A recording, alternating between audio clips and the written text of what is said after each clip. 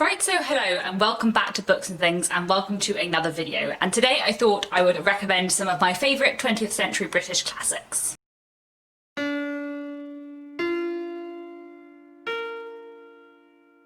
So as I'm having a bit of a non-Victorian classics month in my reading, I thought I would also like to recommend some of my favourite classics that are not from the Victorian period this month.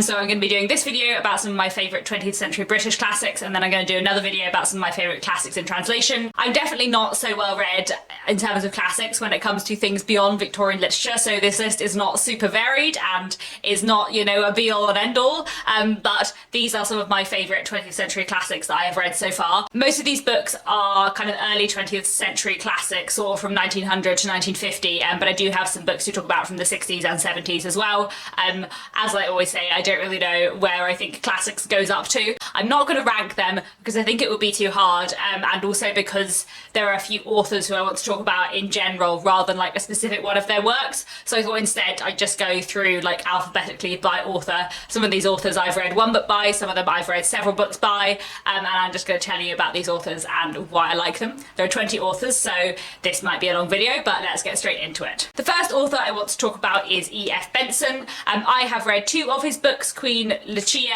and Lucia in London. Those two books are from 1920 and 1927 respectively, and F Benson writes kind of comic fiction, bits of social satire. Both of these books are in the same series, and they follow a woman called Lucia who is sort of the queen bee of her small town, and takes her like popularity and her position very seriously, but is a bit silly, and kind of means well, but also is trying to like constantly one-up everyone around her. It's very, very funny and just completely entertaining and delightful in every way. I find them completely hilarious and just such good fun, so I highly, highly recommend them.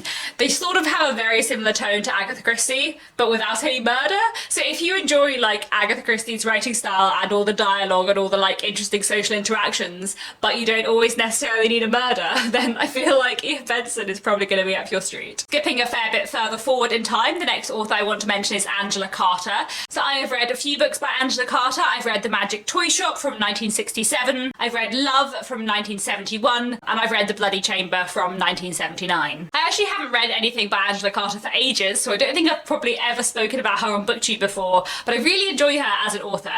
She writes weird books. They're quite weird. Love is like really incestuous and very weird. The Bloody Chamber is a collection of short stories which is like weird, twisted fairy tales made really weird, and I mean like really quite weird, but in a wonderful way. And The Magic Toy Shop is about a girl who, after the death of her parents, has to go and live in a toy shop where everything is quite weird. Angela Carter has a lot of like weird graphic violence and a lot of incest, and her books are completely bizarre, but I also kind of love her. And one of the reasons why I love Angela Carter is because she was the first writer I ever read who did experimental things with language basically and punctuation, who doesn't write in full sentences, who doesn't always use speech marks, who uses unusual sentence structures and unusual ways of writing. She was the first writer I ever read when I was like 17 who just broke all the rules of writing, and that really wowed me in many ways. Like I said, I haven't read anything by Angela Carter for a while, and because I have sort of moved in my taste from more literary stuff to more commercial stuff in the last few years, I don't know if I would love Angela Carter as much now as I used to, but I still feel like she'll always hold that place in my heart for being one of the first authors I read who just uses language in like the most incredible way, and is just like mind-blowing for that. The next author I want to mention is Agatha Christie. Agatha Christie is a 20th century mystery writer. I have read quite a lot of her books now. I'm working my way through the Poirot series in order, and I've also read a few of her standalones, one of her Tommy and Tuppence books, and quite a few Miss Marple books as well.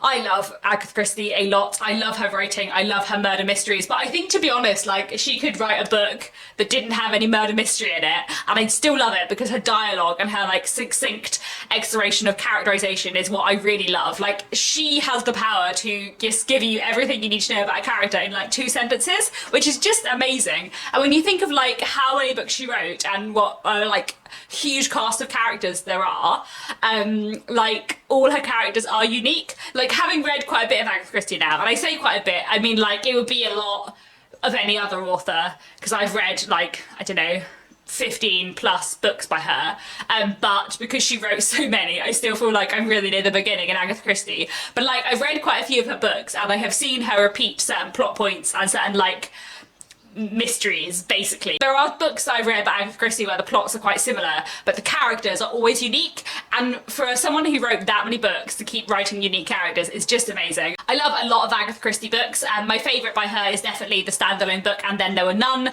which is a wonderful, fantastic, gripping, like crazy, amazing book about 12 people who get trapped on this island. They've all been like brought there under false pretenses, and then they realise that they've been brought there because they were all involved at some point in the past in the death of someone or other that they have like profited by, whether it was like proper murder or just negligence, and then they're kind of there to get punished, and then they start getting picked off and dying one by one, and it's creepy and amazing. And then my other two favourites are probably Murder on the Orient Express and The Murder of Roger Ackroyd, which are two Poirot books which I think of the ones I've read so far have the best mysteries, and amazing characters as well, but like the mystery is just really clever, so I really like both of those two. The next author I want to mention is Monica Dickens. I've only read one book by her, which is this, Mariana, which I really enjoyed. This is a novel from 1940, which is basically about this young woman kind of coming of age and about her life and her different relationships. I think somewhere I've read it described as like 1940s Bridget Jones, but it's not just that, because it's set in like the 30s, and obviously it was published in 1940, so like the threat of war is just hanging over everything, and the sort of the start and end kind of make reference to the war, and then we've kind of flash back. So although this is sort of light in tone and exploring Mariana's relationships, there's also like this big heavy serious threat of the war like hanging over it all the time. So I really loved this, and I'd highly recommend it. The next author I want to mention is Daphne du Maurier. I love Daphne du Maurier. I think she writes the most atmospheric, like wonderfully gothic, just fantastically gripping novels. So far I've read Rebecca, which is from 1938, and My Cousin Rachel, which is from 1951. Both of these I really enjoyed. I think Rebecca is slightly more my favourite. Rebecca tells the story of a young woman who marries a man, and when she moves into his grand country house with him, she discovers that his previous wife, his late wife Rebecca, who died some years ago, kind of like figuratively haunts the place, and everyone thinks she was amazing, and will she ever live up to Rebecca? Is there something more mysterious going on? It's so good. My Cousin Rachel is about a young man whose uncle dies in mysterious circumstances, and his uncle's very new wife Rachel comes to stay with him, and may enchant him slightly too. It is also amazing. I love both of these books. Daphne du Maurier like creates atmosphere so well. I really want to read more by her in the future. The next author I want to mention is E.M. Forster. I love E.M. Forster. Most of his work is kind of from the 1900s to the 1920s, and he is just an amazing writer. I love the way he explores society. I feel like if you like Jane Austen, you'll like E.M. Forster, because they have that kind of same like satirical, clever look at society and that really interesting exploration of relationships. Another thing that I really love about Ian Forster is that I never find his books predictable. I've read nearly all his books now. I've got one left, The Longest Journey, and when I've read that I will make a full author week because I want to talk about all of his books in detail. I love him so much. But one of the things I love about his works is that I just never know what's going to happen. Like, I find the plots really unpredictable in a way that I often don't find with classics from around that time. So I think that's really wonderful, and he is such a great writer, and he so wonderfully explores like class and love and relationships and like complicated societal issues. My favourite two books by him are Howard's End, which tells a story of like several very different families in kind of different positions class-wise in British society and how they interact with each other. And then my other favourite by him is Maurice, which was written in 1914 but not published until the 70s after Ian Forster's death, which is the story of a gay man kind of struggling with his sexuality and how that makes him an outcast from his society. It's just like an amazing LGBTQ classic. It's just so beautiful and I love it so much, and you should read it. It made me cry buckets, but it's so wonderful. Next on my list I have Diane Gardner, a writer who I've only discovered really recently. This is The Woman Novelist and Other Stories, which is a Persephone classic. This is the only thing I've read by Diane Gardner, but it contains quite a few of her short stories and I just absolutely loved it. This collection of stories mostly come from the 30s and the 40s, and she writes a lot about kind of the position of women within society at this point in time, and also about kind of the war and relationships between kind of English and German people, both kind of like before and during the war, in a really fascinating way. It's so well written and just like so enjoyable and insightful in the best way. So yeah, highly recommend this one. The next author I want to mention is Patrick Hamilton. I have read 2 books by Patrick Hamilton, Hangover Square, which is from 1941, and The Slaves of Solitude, which is from 1947. Both of these books I really enjoyed. Hangover Square more, I think, though it's been quite a few years since I read it, so I don't remember it that well. I really like how Patrick Hamilton writes about society and about class. I think he writes really wonderfully about kind of like lower middle class life and sort of not really being in a particular class and not really knowing where your class position is in a really clever way. I also think he writes really interestingly about kind of the war and tensions within Britain during the war, and I just think his books are absolutely fantastic. His books are also really funny and really insightful as well, so I just highly recommend them. The next book I want to mention is The Go-Between by P Hartley. This is a novel from 1953. I can't remember if I've talked about this book on my channel much before, but I absolutely love it. I think it's wonderful, and it's one I'd really like to reread actually, because it was years ago that I read it. This book tells the story of a young boy who is sort of from the lower middle classes, and he goes to stay with a very wealthy friend of his from school for the summer, and while there he kind of becomes a little bit besotted, or has a kind of childhood boyish crush on his friend's sister, who is older, between 18 and 20 I think, and that sister kind of uses his affection for her to make him a go-between between her and her lover, who is a working class man who lives nearby. So they have like this really big class difference between them, and this boy kind of gets involved, not really knowing what's going on, to kind of pass letters between the two of them.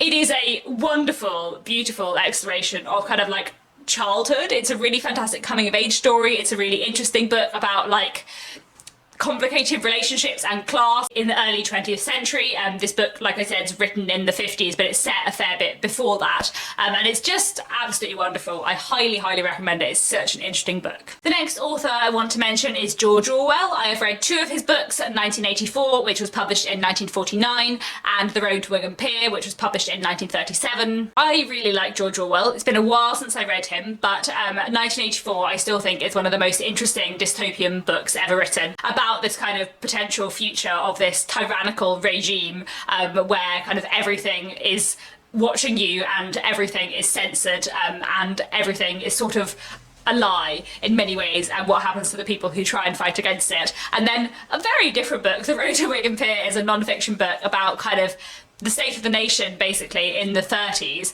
It's a book about poverty and working class life, especially in the north of England, and it is a book about kind of what can be done to sort out the world. The first half of the book is very much like a kind of social study, and the second half of the book is a bit more of like a socialist manifesto. I think The Road to Wigan Pier is just fantastic and fascinating.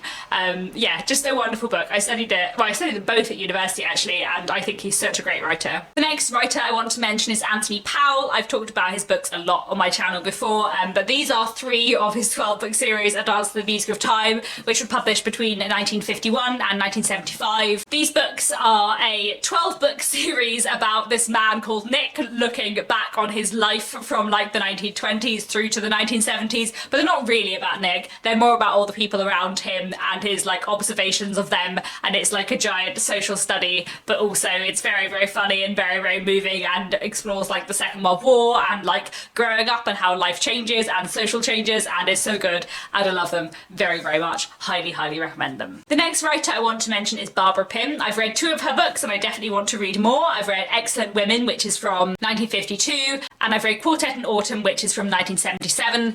I really love Barbara Pym's writing style and her like social observations. I feel like, again, if you like Jane Austen, you'll like Barbara Pym, because I feel like she has that same kind of slight satirical note, that witty way of looking at serious things, but also that like really insightful exploration of character. Excellent Women tells the story of a woman who is kind of one of those women who's considered to be very good, and kind of most people think of her just as good and kind and not much else, and she has lived a fairly kind of conventional solitary life, and then she has these neighbours who move in downstairs who kind of affect her life and disrupt it a lot. Quartet in Autumn is about 4 colleagues who are all sort of about to retire, who are all kind of lonely people. It's truly beautiful. I just think her books are truly amazing and highly, highly recommend them. The next writer I want to mention is a playwright, and that is Terence Ratigan. Terence Ratigan is one of my absolute favourite playwrights. I love his plays so much. I have seen 4 of them. Flare Path, which was first put on in 1942. Love and Idleness, which was originally put on in 1944. The Winslow Boy, which was originally from 1946. And Cause Célèbre, which was originally from 1977. So Terence Ratigan's plays are all quite different, but all look really interestingly at like society and complicated human relationships. They're both very funny and very moving at the same time. They have that perfect like balance that I really, really enjoy. I think my favourite play by him is Flare Path, which is set during the Second World War and really looks fascinatingly at lots of different characters at this time and their kind of interactions with each other. But I also really love Love and Idleness, which I saw a couple of years ago and just found absolutely hysterically funny in the kind of relationships between the characters, but also intensely moving in just, yeah, the best ways. I love it. The next writer I want to mention is Jean Rhys. I've read 3 of her books. After Leaving Mr. Mackenzie from 1931, Good Morning Midnight from 1939, and Wide Sargasso Sea from 1966. So most people, I think, have heard of Wide Sargasso Sea. That's probably Jean Rhys's most famous novel. Wide Sargasso Sea is a sort of Jane Eyre retelling, which actually is not my favourite thing by Jean Rhys at all. I don't love Wide Sargasso Sea, which is partly because of the way it's written and partly I think because I love Jane Eyre too much to fully love that interpretation of it.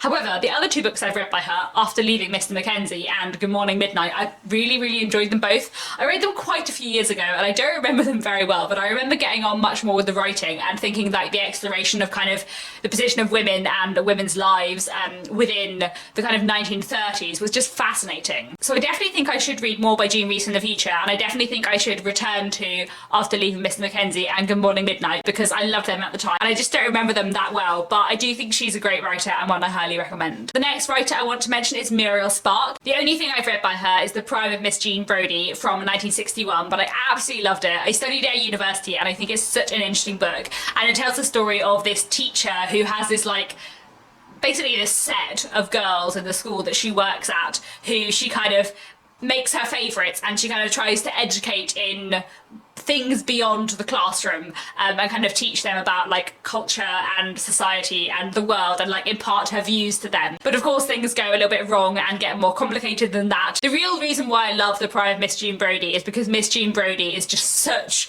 a fascinating character and so complex. So I highly recommend that, and I definitely want to read more by Muriel Spark in the future. The next book I want to mention is The Ragged Trousered Philanthropist by Robert Tressel. I've literally just finished this, but I really loved it. This is a novel from 1914 which focuses on the working classes in a small market town, and it's basically about like the struggle of being working class in the early 20th century and kind of how hard it is to change that.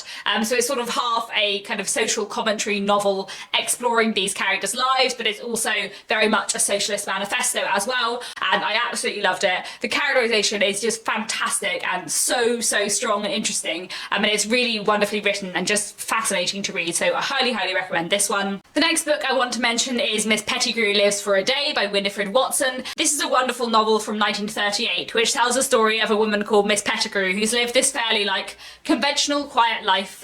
She's usually a governess and she goes to this new job, but when she turns up at the door she's been sent to the wrong job, and the woman she's come to work for doesn't actually have a child, but she ends up helping this woman in other ways, and this young woman who's like a socialite and lives this kind of crazy life that Miss Pettigrew could never imagine kind of brings her into her set for a day, and Miss Pettigrew like gets changed forever and kind of comes into her element. It's a wonderful feel-good novel that is really fantastic and really interesting, and I highly recommend it. The next writer I want to mention is Evelyn Waugh. I have a real love-hate relationship with Evelyn Waugh. I did a whole module on him at university, so I've read quite a few of his books, and I find his work fascinating, but I don't always love it, and I also feel like his writing style varies considerably and changed a lot over the course of his career. So for example, I'm not a big fan of Bryce Head, which is his most famous novel, which is from the 1940s.